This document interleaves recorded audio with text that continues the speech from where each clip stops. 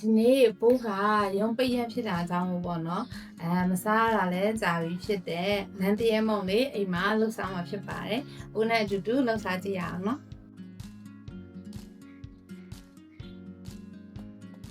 ဒါကဆန်မုံကိုထမင်းစားစွန်းနဲ့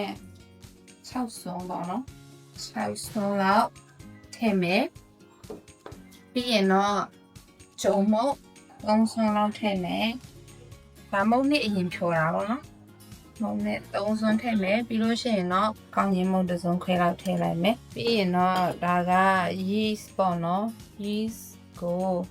လက်ဖက်စားစွန်း1စွန်းထည့်မယ်ပြီးရင်တော့စီစိမ်းကို2စွန်းလောက်ထည့်ပြီးတော့ရေ900 ml လောက်ထည့်ရမယ်ဒီဟာလေးကိုဖြော်ပြီးပြီဆိုလို့ရှိရင်တော့1နာရီလောက်နှက်ထားပေးရပါမယ်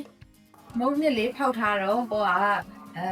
မုံထဲမှာချဲဖို့ပေါ့နော်ဒီပဲပင်ပေါင်းလေးတွေရယ်ခရမ်းစင်တီလေးတွေရယ်ကိုမြို့တီလေးနဲ့နေထားမှာပေါ့နော်ပဲပင်ပေါင်းလေးထည့်မယ်ပြီးရင်ခရမ်းစင်တီထည့်မယ်တနေ့ကတော့အချိုစားဖို့လည်းဆန်ထားတာပေါ့နော်မြို့တီစိမ်းလေးတွေကတော့အုံထည့်လိုက်မယ်ထည့်ပြီးတော့စားထည့်မယ်ရင်းရတာမုံနဲ့ထည့်မယ်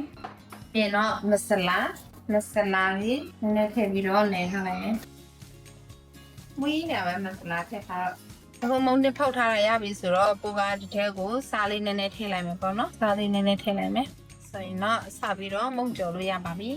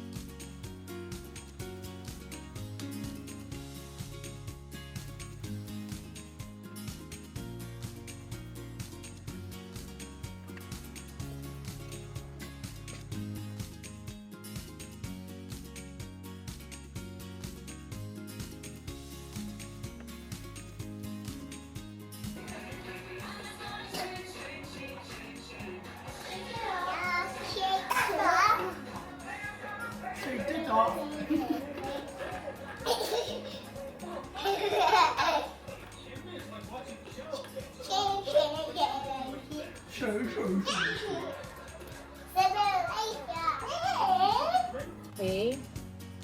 Nào không lắm.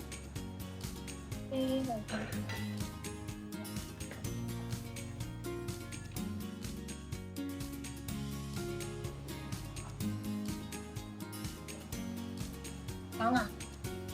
à? Đây.